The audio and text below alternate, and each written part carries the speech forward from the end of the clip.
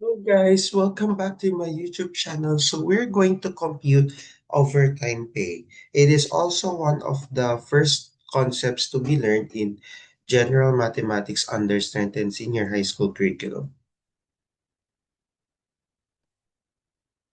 When we say overtime pay, okay, allow me to discuss what overtime means.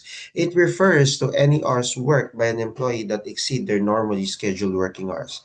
An employee paid on an hourly rate basis receives a definite amount for each hour of work. This definite amount is called the hourly rate. The employer can require the employee to work 8 hours per day or a maximum of 48 hours per week at the regular rate of pay. So that means that the usual number of working days per week is 5 to 6. That is the usual. You cannot go beyond 6 kasi the seventh day is the rest day.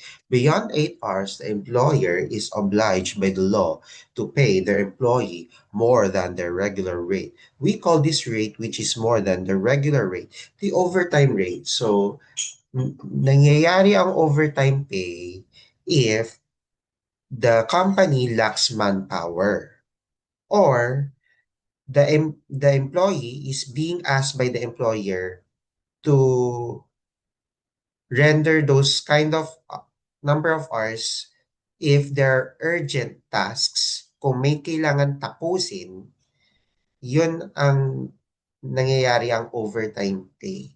So,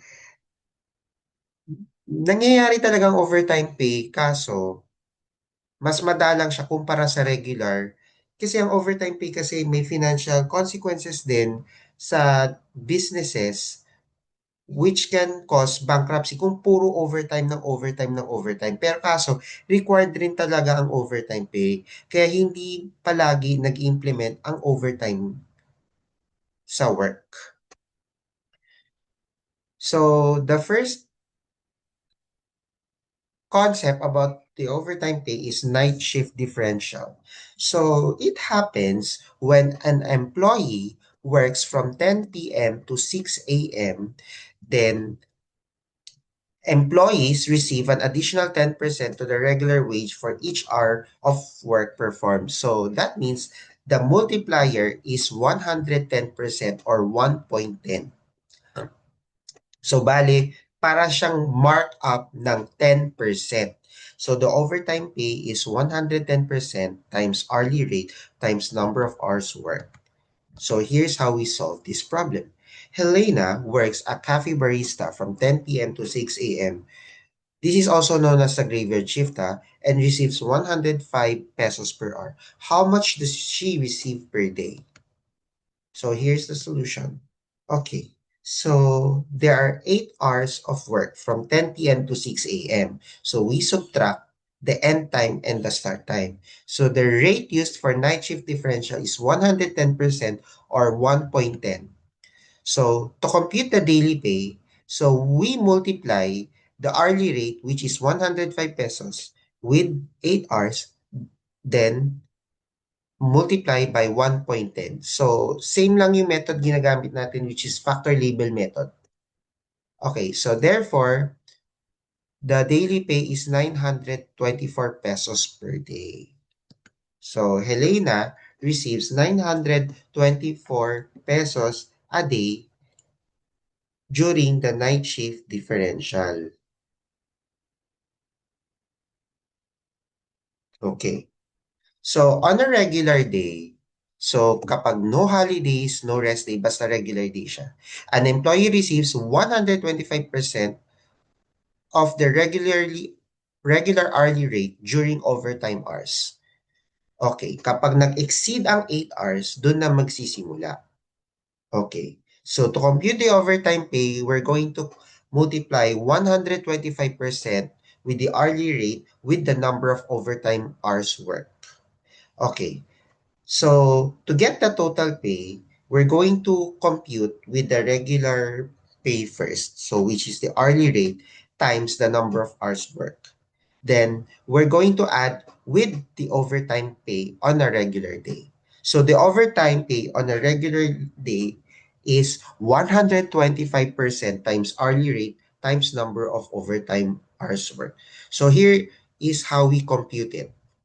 Pedro works as an entry-level engineer.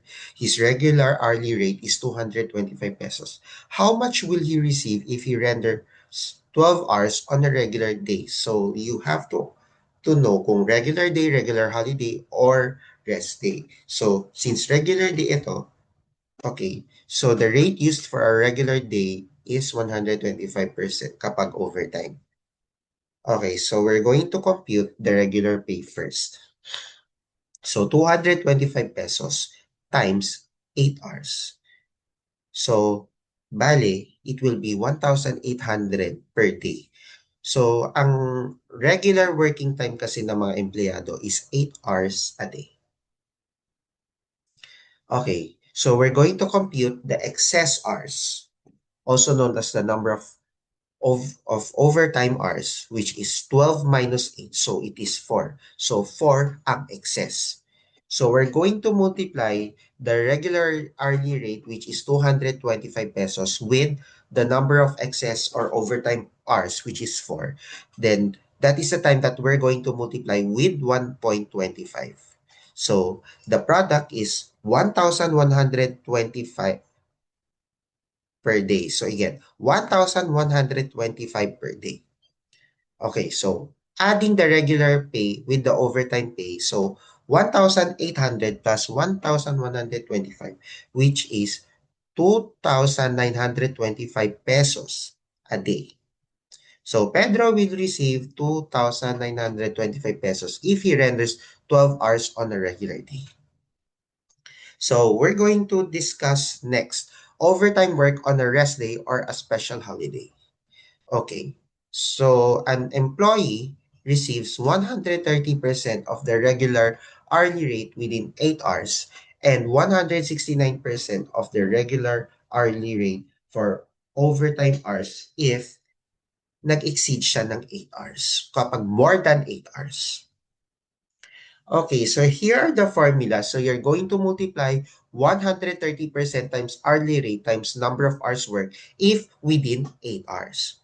Kapag lumagpas ka sa 8 hours, ang mangyayari, 169% times hourly rate times number of overtime hours work. So, bale, yung overtime hours work na sinasabi ko, yun yung excess ng working more than 8 hours. Kunwari, kapag 11 hours ka nag-work on that day, so bale, imumultiply mo siya sa 3 kasi 11 minus 8 is equal to 3. So 3 times 169% times hourly rate. Okay, so to get the total pay, kapag more than 8 hours ang nangyari, overtime pay that falls on the first 8 hours plus overtime pay that falls more than 8 hours. So here's how we compute to show how this works. Trevor works as a front desk manager. His regular hourly rate is 145 pesos. How much will he receive if he renders 10 hours on a rest day? Okay, so like kagaya kanina, we're going to multiply 8 hours muna tayo times 145 pesos times 1.30 or 130%. So the product is 1,508 per day. So i-compute na natin muna ang overtime pay within the first 8 hours. So bali, parang regular muna, pero yung regular pay na yon, ita-times natin siya sa 1.30. So 145 pesos times 8 hours times 145 per hour times 8 hours per day times 1.30 then equals to 1,508 per day. Since the number of overtime hours is 2, dahil 10 minus 8, yun yung excess, 2 hours. So what are we going to do here is we're going to multiply 145 pesos per hour times 2 hours per day times 1.69. So, the product is 490.10 per day. So, Bakit 1.69 dyan? Kasi 1.30 times 1.30 is 1.69. Okay, so what are we going to do is the total pay is we're going to add 1,508 per day plus 490.10 per day. So, i-add natin siya sa lahat. So, magiging 1,998.10 a day. 1,998 pesos and 10 centavos per day. So, Trevor will receive 1,998 pesos and 10 centavos if he renders 10 hours on a rest day.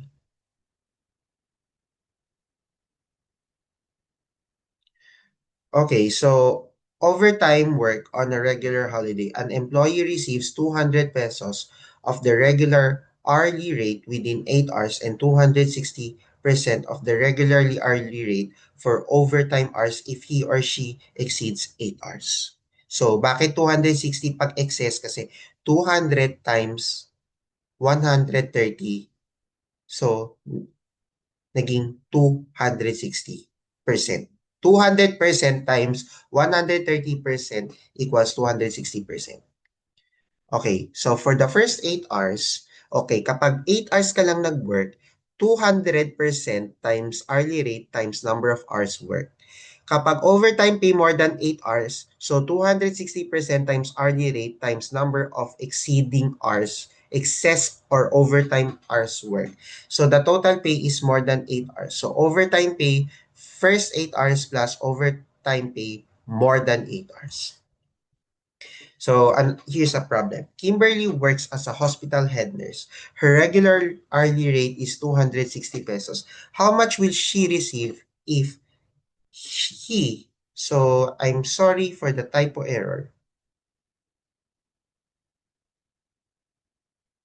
Okay, so she renders 11 hours on a regular holiday. So we're going to compute for the first 8 hours muna tayo. So 260 pesos time in 260 pesos per hour times 8 hours per day times 2. So the product will be 4,160 per day. So to get the number of working of overtime hours, so 11 minus 8, which is 3. So to compute the overtime pay for excess hours, so since more than 8 hours ito, 260 pesos per hour times 3 hours per day times 2.60. So the product is 2,028 per day. So yung 2,028 pesos per day, yun yung sa excess, yun yung more than 8 hours. Yun yung para sa excess of 3 hours. Yung 4,160 ay para sa regular working hour of 8 hours during the regular holiday. So finding the total pay, so 4,160 per day, 4,160 pesos per day plus 2,028 pesos per day. So this will become 6,188 pesos per day. So Kimberly will receive 6,188 pesos if she renders 11 hours on a regular holiday.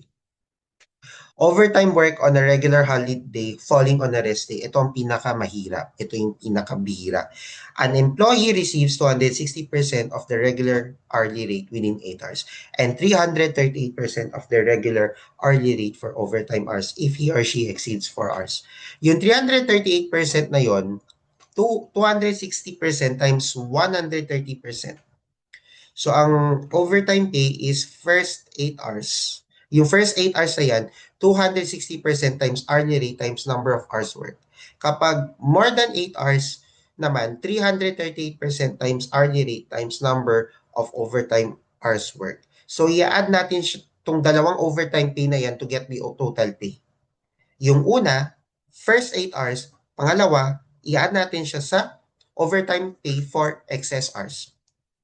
Gilbert works as a senior restaurant manager. His regular hourly rate is 310 pesos. How much will he receive if he renders 9 hours on a regular holiday falling on a rest day? So, dating gawi. So, for the first 8 hours, we're going to multiply 310 pesos times 8 times 2.6. Okay, using the factor label method, ika-cancel natin yung hours para matira si day. So the product is 6,448 per day. 6,448 pesos per day. Since the number of overtime hours is 1, kasi 9 hours siya eh, it went beyond 8 hours. So 9 minus 8. So then again, forgive me for the typo error, ganito. Yan, 9 minus 8 kasi 8 ang regular working hours. So it's 1. Then the overtime for pay for more than 8 hours is 310 pesos per hour times 1 hour a day times 3.38. Bakit 3.38? Kasi 2.6 times 1.3 is 3.38. So the product is 1,000 pesos 1,047 pesos and 80 centavos. So finding the total pay, we're going to add 6,448 pesos a day with 1,047 pesos and 80 centavos per day. So the total pay is 7,495 pesos and 80 centavos a day. So therefore, Gilbert will receive 7,000 pesos, 7,495 pesos and 80 centavos if he renders 9 hours on a regular work holiday falling on a rest day. So, okay. Since very meticulous ako sa singular. O, ganito. Okay. So, Gilbert will receive 7,495 pesos and 80 centavos if he renders 9 hours on a regular holiday falling on a rest day. Do not forget to subscribe to my channel and hit the notification bell. Thank you and God bless and happy learning. Study well.